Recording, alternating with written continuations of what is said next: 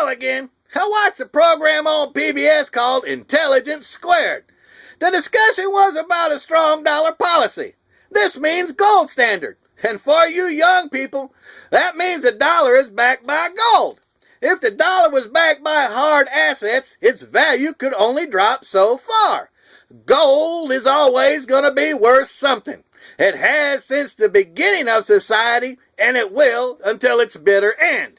Also, if our currency, remember, it's our government, our country, and our money. If our money was backed by hard assets, Washington couldn't print all they wanted to and drive down the value. The more you print, the less it's worth. You know it, and I know it.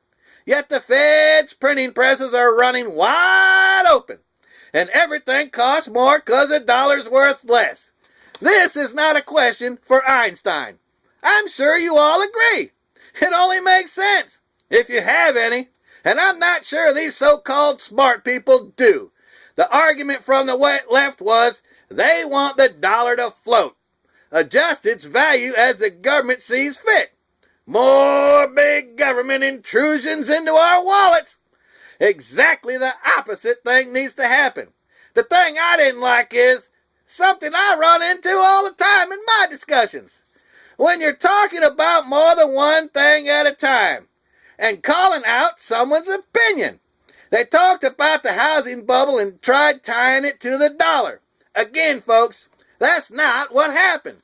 The funk our economy is in has more than one cause. First, government meddling, making changes to qualifications on purchasing a home. You no longer had to have 20% down and everyone qualifies. You know what that was?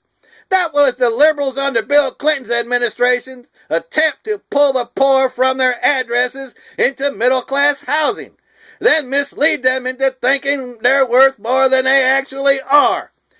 Then what happened? They print more money. Makes it worth less. Did you know the pound was more than double the dollar during our crash? Good grief. You can't fulfill your financial obligations. You have no investment because you didn't put 20% down, so you moved back where you came from. Crazy. Oil goes up because of a weak dollar. Oil is traded in dollars, and the people overseas who hate us have been trying to get that changed for years. And with a weak dollar, it makes it easier for this to happen. Goodness gracious. Gas goes up, you have less to spend. Food goes up because fuel goes up. People don't buy. Small businesses close, and big businesses lay off and shutter factories. This is what I witnessed. If you think I'm wrong, I don't know where you've been. Maybe at the campfire with the rest of the liberals singing Kumbaya.